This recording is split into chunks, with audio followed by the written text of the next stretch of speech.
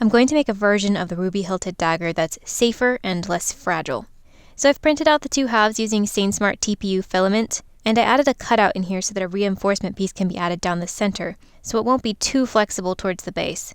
Because it was printed flat on the bed like this, it bridged pretty well, but it's somewhat lumpy around the edges, and I want to get that smooth so the popsicle stick fits in perfectly, and this will be able to close right over it to reinforce the blades slightly.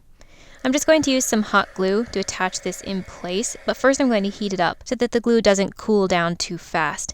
It's much more rigid with the reinforcement in place, so now I'm going to join together these edges properly so that they won't ever come apart. To permanently join them, I'm using a wood burner to melt together the edges of the plastic. To do this, I just make sure that they're right next to each other, press in the heated wedge tip, and then once that's joined, I'm smoothing it out. And this will be sanded later also. This is a good time to use up scrap 3D prints that failed. I just pull off some of that filament to help fill in the edge and ensure that there aren't any gaps. The important thing is to melt in deeply enough so that the bond will still be there once I sand away this edge. For this version of the knife, I added thickness to the model so that there will be something to work with while joining these edges. With the original hard filament version, this is a fully beveled sharp edge. But on here I needed something thicker so that I would have surface area to properly join these together because this filament just does not glue very well. The only really sturdy way to join it together is to melt it. But it's pretty much a perfect level of flexibility now. This is safe, the tip's not going to break if you drop it, but it's also not flopping around to where it looks obviously like a rubber dagger. I've sanded the edges straight because I don't want to sharpen this at all until I get these edge lines evenly curved. While sanding, I've also revealed a couple of areas that need to be touched up, where they weren't quite filled in. These need to be stuck together, so I grab the heat tool again and get that fixed. It just needs to be patched up with a bit of extra plastic in there to eliminate the voids. And so now I just need to sand away the extra material from those patches to get this blade nice and even, and to get it looking more sharp. I've got the edge thinned out and it's fairly smooth, so this is ready for some paint. I'm going to start off with some bright silver, and I'm keeping this coat pretty light for now. This is acrylic paint. If you use spray paint, it might seem okay at first, but it will inevitably crack after days or weeks, so acrylic paint is the way to go on the flexible filament. That first coat of silver is dry now, so I'm going to come back in with darker silver and some gray.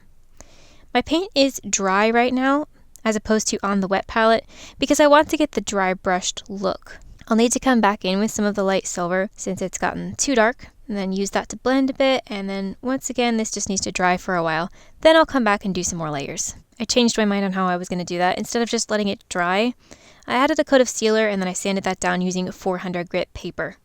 This is getting an interesting sort of distressed look, but it's not metallic enough at this point. What that does though is it seals in that first layer so it's more durable, and it's easier to layer more acrylics on top without damaging the first coat and actually going back down to the base print.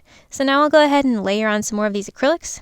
I think this needs to be brightened up a bit, so I'm going to, on one of these sides, really play up that bright silver.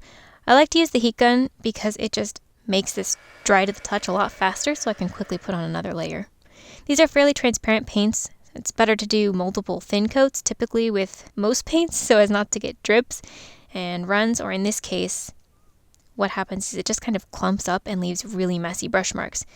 That's looking pretty smooth now. I don't necessarily want it too blended, but I'm just trying to get a bright base built up on here so I can get some contrast between the two sides of the blades, make it look a little more three-dimensional.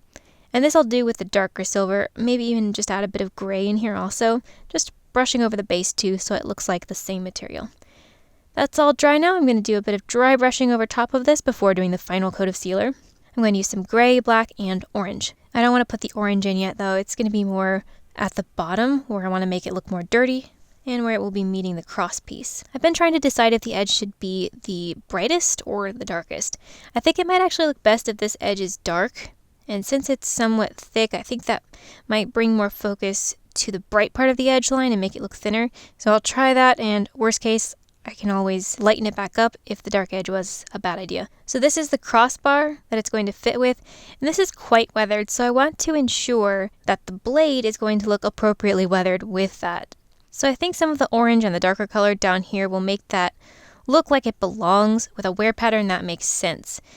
When that orange mixes with the black, it makes a great color for weathering. It's kind of like a burnt umber, but less red because it's got that yellow in there making it orange. So you can get some nice rusty tones, or in this case, just general grimy tones. So I was thinking with this version about how weathered it should be.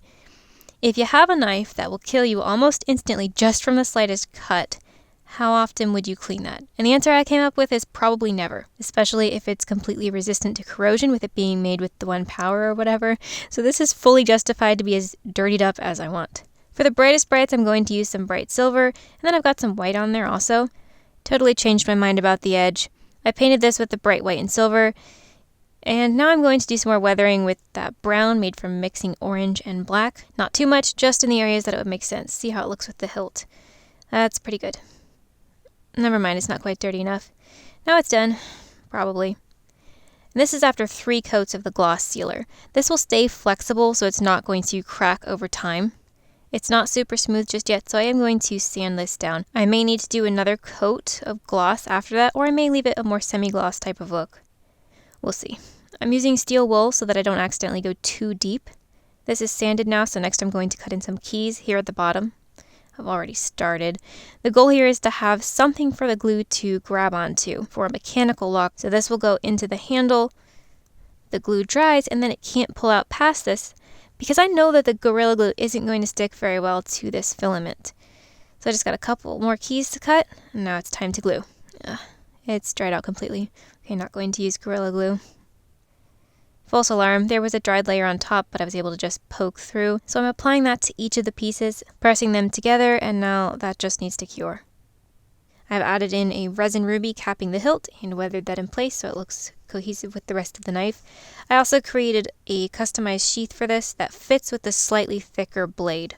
That way it pressure fits nicely, but it's also easy to release. I love how this one turned out because it's something that would be great for a costume, not just as a display piece. I also like that the grunged up look fits with the narrative and just has a lot of character. If you're interested in a Ruby Hilted-Dagger, I've got a couple of versions available on Etsy, so I'll put a link in the description for that. Thanks for watching, and I'll see you next time.